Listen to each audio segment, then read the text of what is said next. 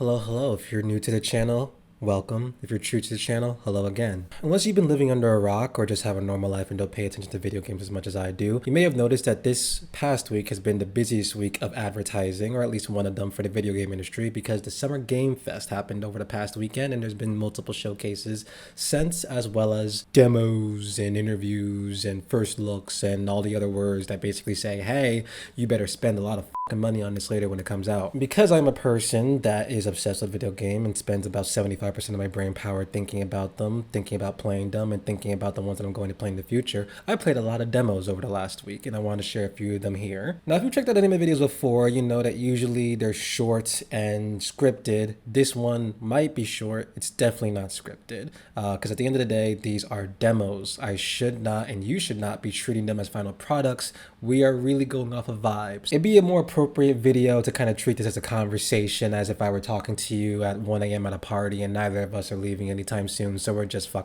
around and having a good time, rather than actually make it like a proper, hey, they should have done this before they released it type of video. There's not going to be any specific hierarchy here too. I liked all of these for different reasons. I'm going to save some of my favorites for the end, but honestly speaking, I think every single one of these games has something that's out there for you and for me, because obviously I felt like they were worth caring about, or at least talking about here, and not because I just wanted to at least feel some type of use for the amount of time that I lost playing so many of these demos over the last week. Okay, without further ado, let's get into this. Oh, actually, no, without further ado, come back to the without. You're gonna see me with these glasses on every now and then because I literally can't read some of the stuff on my screen. I'm gonna take them off sometimes because that's how I talk. Moving on. First game that I want to mention was 1BTN Bosses. Continuing the pattern of games that I really like, because all I have to do is press one button. Listen, I can do a bunch of combinations and all that, but there's something really nice about a game that's very well executed, or that has the appearance of being well executed, and all I have to do is hit the space bar. That brings such a level of satisfaction to me, and that game scratches that satisfaction. Ew, that's weird. Meets that satisfaction. Let's pretend I didn't say that. Overall, I like the way that this game feels. I like how it runs. It's very much a roguelike, going up against the level and just trying to beat whatever level you're dealing with the boss here. Not very attack heavy, really. It seems like the attack is happening automatically for you so long as you're moving along the level, along the lines traversed for your shape. And I think the way this game is going to mix up and diversify its play styles is primarily through the way that you dodge and just avoid the tons and tons of terrifying other shapes coming to attack you. But it's fun. The music is also really engaging, which is, never going to hurt for a video game. So I was definitely getting into it, starting to get into like a, lock-in mode as I was playing it. I really was also caught by surprise by how diverse the stages got, even within this little demo. I didn't think it was going to be boring or anything, but at the same time, I was wondering how much they were going to do with this without it becoming like a geometry dash, honestly speaking. And they dashed any type of expectation I had there immediately. So that was really nice. Outside of the way it looks really clean, looks nice. I like the humor of it. It's very cheeky, very much, it's aware it's a demo. It's aware that it's needing to catch attention and eyes and numbers. It's not pretending like capitalism exists outside the screen. It's very funny. It's very cheeky in that way. And so I hope that humor also translates to the full release when it comes out later. And yeah, I'm honestly just excited to see what the full release of this looks like, because more than anything, I'm interested in how it's going to mix up the way that you move around the stage of the shape. I think in this familiar one, they give you dash and dodge pretty much, or like, I forget what the two actual names, but there was the one where you just kind of like speed up around the map, and then there was the one where you could actually like change direction. Yes, it was the directional one, you change directions, and then the one where you just have to keep going the same direction but like dash through the obstacles to dodge them. So it was interesting that they had like that different kind of mechanic, and there seems to be more ways to go about said dodging, so I want to see how it goes. And yeah, this will have my attention when it comes out later. Moving on. While Waiting looks like a game that someone in the corner of the office named Steve made in his free time, and I mean that in the best way possible. It's quiet, but it's like, oh God, Steve's there. That's my anchor. If he wasn't here, I know this company would go under. It's very cute. I love the style of it. It's very relaxed. The person or people that made it obviously spend a lot of time thinking to themselves while they're waiting for things, given the amount of scenarios that they had just for this demo. I like that it's very much a goof and gag kind of game. Like it wants to make jokes, it wants to poke fun at things, it wants to keep things a little bit loose. That's really a pleasure for me. And while this part might not be loved by some people, I do like the fact that its tasks are kind of vague. Like it's not giving you clear instructions like, okay, go down the street, take a left, enter that store, the Big Balaga, and order 5 melons. No, it's very much like a umbrella, don't get wet. And it's like very vague tasks that you're trying to figure out how to complete within the scenario that you're given. And you can intuitively kind of figure out and put together what it is. So it's like a puzzle game in that way. It's still kind of a puzzle game. I think my only real gripe with it outside of that, which that wasn't even a gripe, I just know some people might not love that, is it goes so slow sometimes. When I mean slow, I mean your character literally moves slow. Given that this is also a time element to this game, there is a time element to this game. Like you just can't spend infinite amount of time on a stage until you complete a task. You can do none of the tasks and the game's going to keep moving on without you. So there's a sense of urgency and therefore need to prioritize what you want to accomplish on each stage, which, you know, can be fixed because it's replayable. So if you want to go back and like do the whole shebang, you can. It's just that there were times where I was just like, just half speed faster, just a little bit quicker. And so that bothered me a little bit in some spaces, but didn't turn me off from the whole experience. I think the concept of what they have here is very cool. I think they're very obviously people that can be funny. It's fun. It's cool. I'm not completely sold on it yet, but I am going to be paying attention when it does come out to see how other people are feeling about it. So let's mosey along to the next one. Urban Jungle, which does not take place in a jungle at all, except the jungle in your room. No, I don't mean that, you filthy animal. I mean that this is a game for your favorite horticulturist. I hope I said that name right, future me. If you could just put the definition of horticulturalist and pronunciation on the screen in the future. This game is just cute.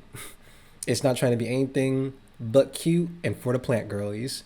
I had a very relaxed time playing it. It's not fast paced. It's leaning into its slowness. It's very much just, okay, here's a room. I'm assuming there's going to be more rooms in the full release, but in the demo, here's your room. Here's the plants that we want you to put in here.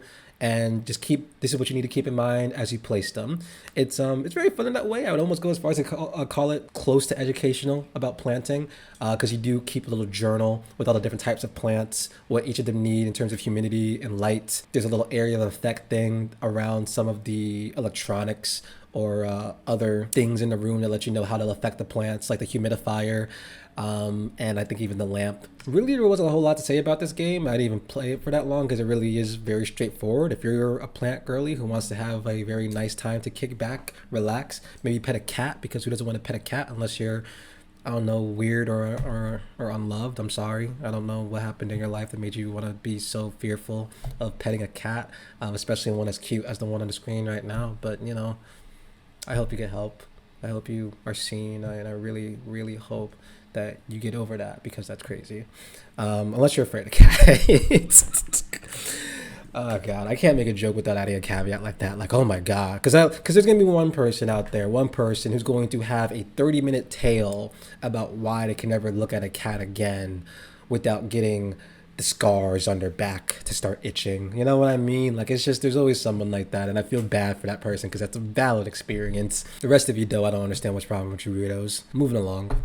Fruitbus. This is where we're gonna start getting to the ones where I was like, okay, we're jamming. No shade to the ones that came before this, but this is where things were really starting to click with my specific interest in games, especially because I never realized how much I actually wanted to cosplay having a food truck. Aside a moment where grandma was kind of tweaking at the beginning, from the get-go this game had me. It's very cute. I love how easy it is to actually cut things up in here and like deliver the food. It's a very simple and pretty straightforward mechanism. I like that you can hold things in your hands. It's very small, but it's like you kind of like, it makes sure it's keeping in mind what's it kind of inventory management very early on, and like lets you know, okay, you're going to kind of have limited space and it's going to expand as the game goes on. But keep in mind, you're going to be holding tools, you're going to be holding fruits, maybe even hold a hand with all the people that you're going to be serving food to. I also love the fact that this game actually lets you drive the bus. Like it's not just that the bus transports to different locations. Like you get in and out of that thing. You got to put gas in it. You got to turn it on, put it into brakes so it doesn't go off into the water. Like it lets you like really get into the experience. That's really cool. And the other thing I really like about it is at first I thought it was gonna be like most cooking simulators where they give you the ingredients. They're kind of just having you focus on cutting things up, boiling whatever you need to. Usual kitchen-esque things.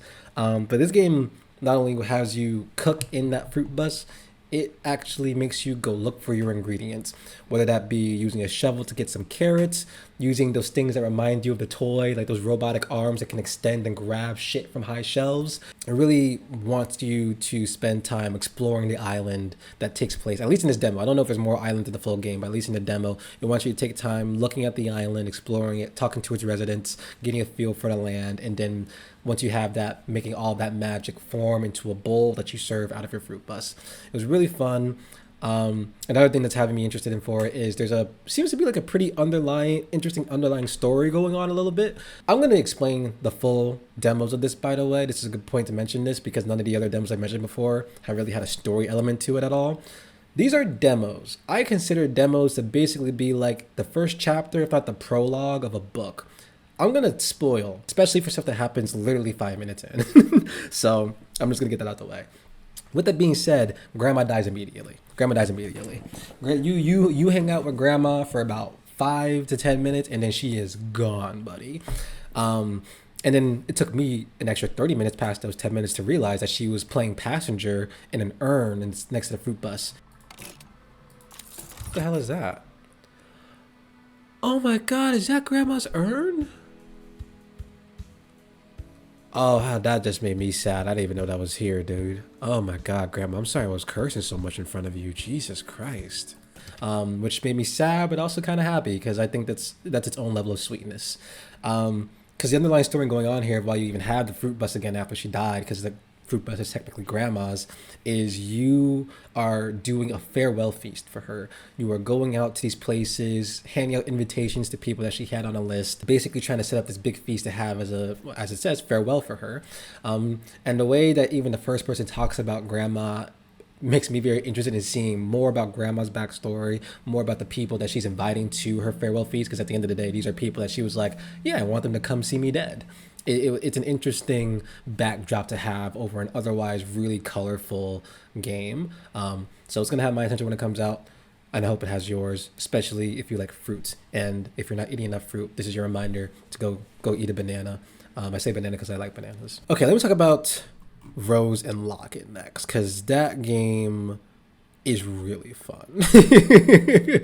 Rose and Locket is visual. Before anything else I have to mention, it is visually stunning, dude. Like it is obvious that the people behind it cared a lot about the colors that they were using, the type of landscapes that they wanted you to in, and they wanted to make sure that those landscapes fit very naturally with either the story element happening or even the gameplay happening. It doesn't shy away from playing around with even the stages itself, sometimes making you feel big, sometimes making you small and just literally working within the corner. It's just overall a very fluid game. It's very dynamic. It keeps things very interesting. And I actually do like this game mechanics. The fact that you're kind of just this gun-wielding woman going on what almost looks like hell, be honest. She literally has to go beat the out of the Sin Raft. So she's like, she's in her bag. One thing that did surprise me, one of the 2 games here that surprised me with their strong voice performances, like the people, the character that you play talks, Wrath talks, and there's a little bit of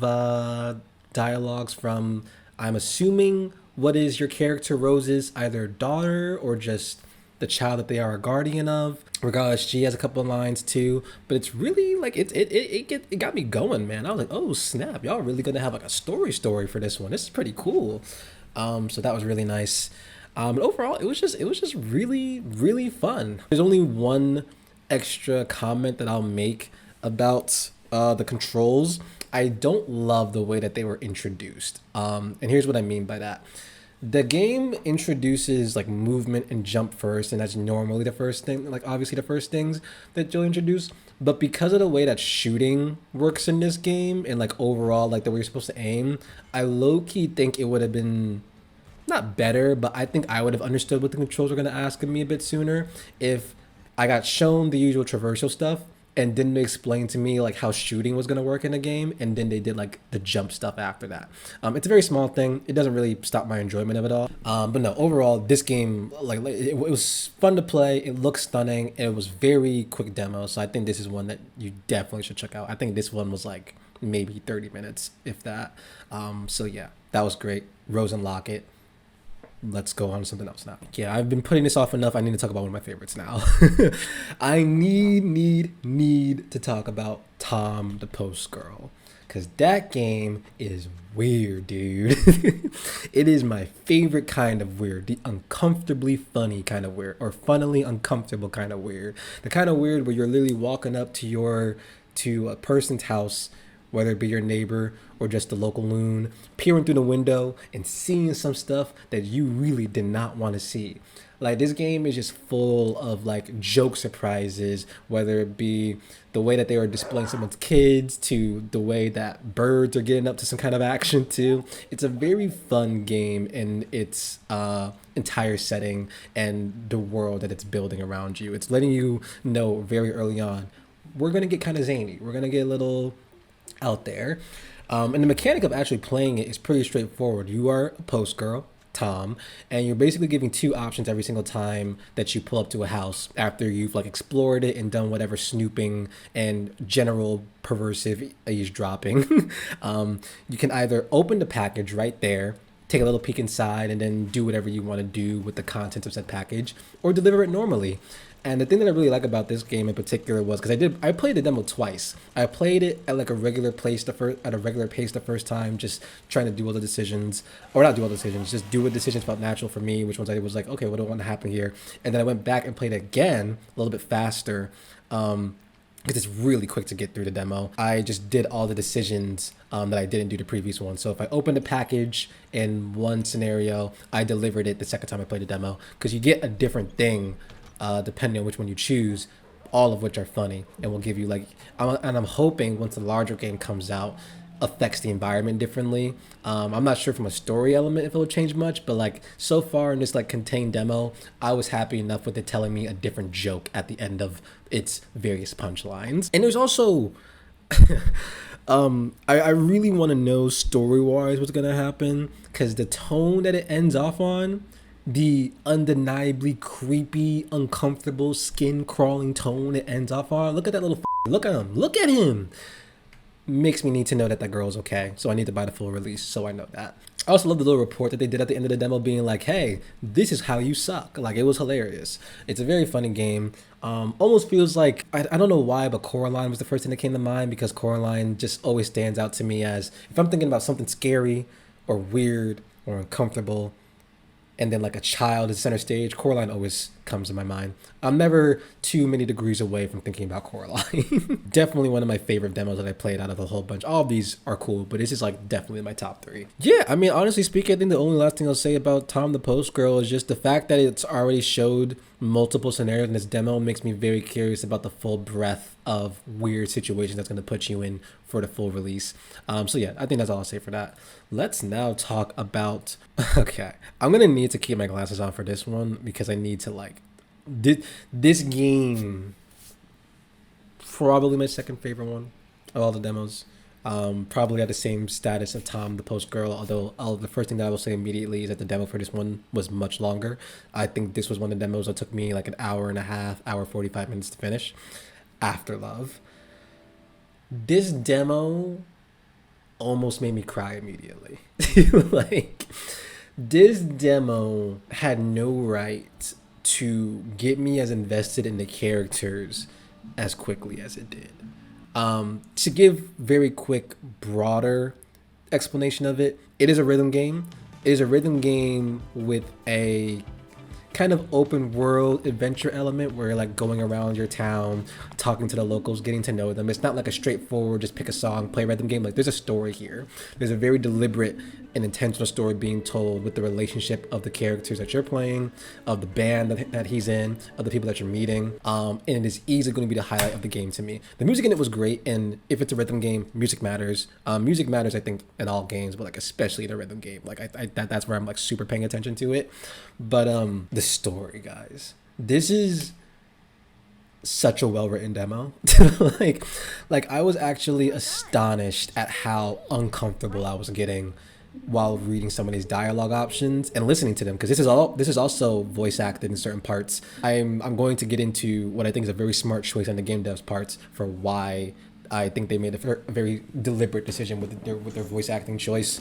But the conversations really do feel like you're in the middle of a whole group of people that have known each other for such a long time, and you're kind of like looking outside in, so you're having to clue pieces together of, okay, oh, so you guys are like this together, oh, so you guys are like this together, you guys have this kind of tension, you guys have this kind of chemistry, this kind of dynamic. It feels very natural. When it gets heavy, it gets heavy. Like they do not shy away from being like, these are full humans. Like this, I can tell that this is going to be a story where they're like really invested in making sure they don't feel like one note flat characters.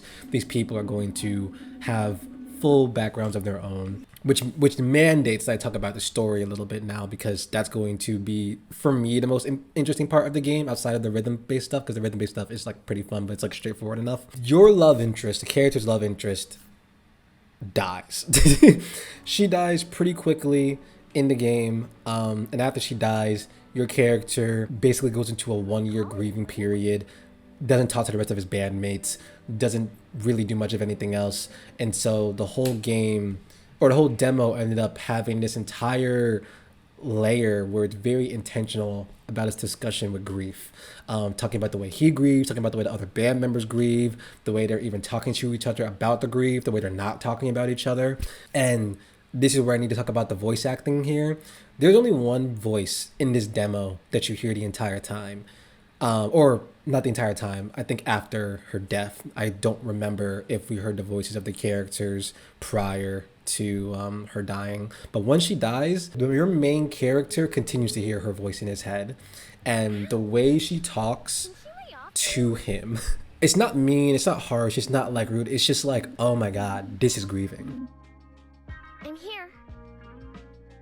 I don't think you needed to tell her all those things.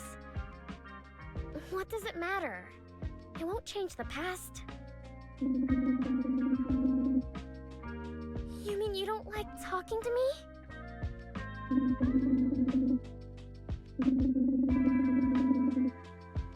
Sure. Whatever you want, Emma. I wonder if she'll make you realize that I'm not real. This is what it looks like when someone's grieving. This is what it looks like when they are trying to pull themselves out from the abyss they found themselves thrown in because of this person's absence. It is so interesting. I am so interested in seeing where it goes from here. I want to see the full story. I want to learn about more of the other characters that he was clicking with, because there's some little love interest stuff there. It was just really impactful, honestly speaking. Like, it gave me what I feel like a 1-2 punch with its like hour and a half time. Like, it gave me something I wasn't expecting. I wasn't expecting it to just be as well delivered as it was. And I honestly think that's why it's an hour and a half. Like, compared to most demos that you want to be like 30 to 45 minutes or just be like quick about it with like some replayable element for people that really want to keep playing it until it comes out. I think this was something where it needed its time to really sell me. Not because I was bored within the first 30 minutes, but I was like, by the time I finished the demo, I was like, I know I'm getting this. I know I'm getting this. You have laid the groundwork for the story you're going to tell now. I need to know where it's going to go. It got me hooked. Yeah, dude, I just really like the decision.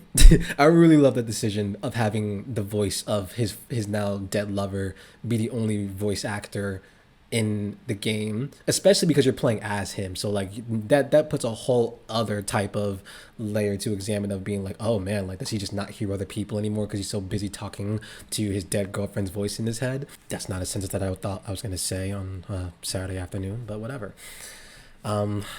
Yeah, dude, it's great. I really recommend playing this if you have the time. Yeah, Okay, I'm gonna go back to one of the other softer games I really liked but wasn't my favorite, and I'm gonna finish on what might have been my favorite demo. Other game that I really liked that I played last night, Mexico 1921: A Deep Slumber. This was interesting to figure out if I liked it or not. I do. I like it a lot actually. It was just I didn't understand from the trailers how it was going to go about its mystery, because that's the whole crux of it. It is throwing you into Mexico 1921. It's very much using real life influences, and it is very much a you are investigating. You're doing investigative journalism. You are trying to find out what the hell is going on and who and how was someone able to assassinate the newly elected president of Mexico at that time. I like the way it looks. I know it like for some reason reminds me of like those older web browser games or just games where you had to still have like a disc to put on your computer for it. I don't think it takes away from it. I just think it like kind of matches the setting a bit more. I really like the photography element here. I think it's really fun that they made sure that you were the type of investigative photojournalist. God, I can't talk today. And it seems like they're going to not shy away from like really talking about the politics of what was going on at that time. So yeah, I think this is one of those ones where it's like it's not super fast paced in terms of like literal gameplay, but I think the story is going to be fast paced. It was already ramping up with just a little bit that I played with it. I think there's going to be some very interesting characters here too, people to learn more about, to become enemies with, to become friends with. It seems like the kind of thing where if you're like very much a mystery sleuth, you know what? This is a perfect way to say it. If you're the type of person that loved the kind of point and click mystery games when you were younger and you wish that you could just kind of walk around more in a 3D space rather than a 2D one, this is your game. And also it's in English and Spanish. I know multiple games kind of have different things, but like I don't know if a lot of games have the voice acting for both. Oh, this one was also voice acted. Oh my God, why did I not? Brain. This is in English and Spanish, so if you want to listen to it in Spanish, you can. I think that's fun, mostly because I'm trying to teach myself Spanish at the moment. My Duolingo streak is going insane at the moment. It's 452 days, including more than a few streak freezes, if I'm being honest. So if you want to, I check it out. Okay, now I'm going to talk about my favorite demo easily. In terms of playing the Crush House, we need to talk about the Crush House. I might need to stream it, honestly. In the Crush House, you are playing as the cameraman / producer of a reality TV show. Already that should have your attention. I'm sorry, but I don't believe you or anyone who says they would not want to do that just a little bit. Even if you don't like reality TV, because we all know it is a hodgepodge of the worst type of manipulation for producers, worst type of working conditions for the contestants, and also attracts sometimes the worst kind of people. This game does not forget any of that and instead leans into it so that it stays like funny. Like the dialogue from the characters is hilarious. The way that the producers talk to you is very corporate, very like, hey, you're doing great. This audience needs this. This audience needs this. This audience needs this. It's very much like do what you need for ratings. It lets you transform even the house as you accumulate money by showing ads, which is very fun. The contestants will even like pull you to the side at night and be like, hey, can you do me this favor? When you're not supposed to do, but you know, you can. Even the ask of the audiences, because you can see the chat of the live stream of the thing on the side. So you can like really see people thirsting over the contestants. And what's genius is you have to look at that chat to see how you can fulfill the need of said audience, because the whole thing that you do as day in day go out is you follow the contestants with your camera, but you're constantly trying to film it in a way that's appealing to the audience. So for example, there's this group of like wine moms that watches it and they are in love with a dude called Emilio. So if the wine moms are in the chat, you spend a lot of time filming Emilio.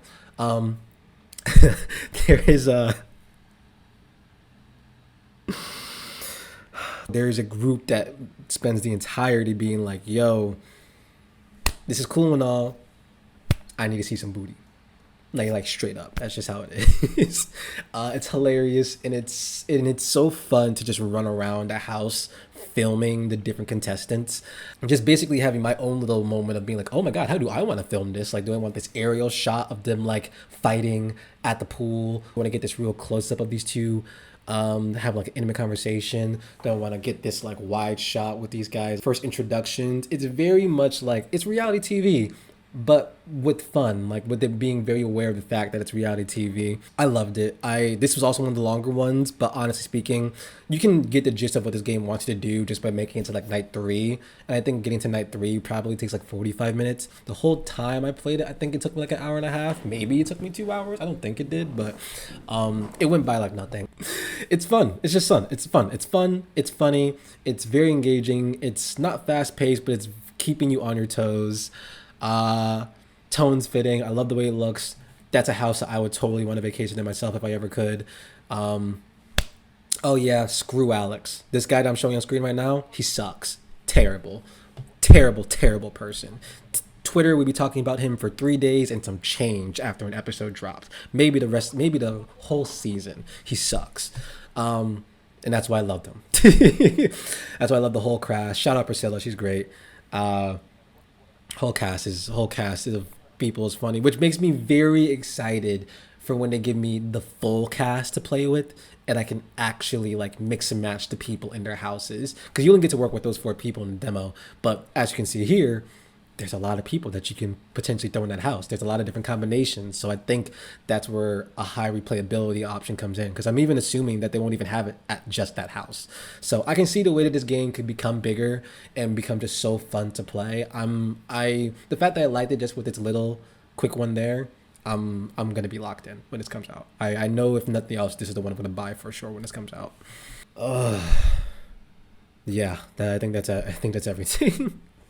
God, I need to stretch after that. Oh, everyone, if you're watching this entire time, it's time to stretch. You should stretch. Oh, my Lord. God. Those are all the demos that I played over I don't know when it's going to come out, so I'm just going to say from the Summer Game Fest. Hope you enjoyed. Hope just encourage you to go check out a few of them yourself, or at the very least, keep them on your radar for when they come out. Outside that, hope you have a good rest of your day. Thank you for watching. And if you want to see me play some of these things live, check out the Twitch. We have a fun time over there. That's it. See ya.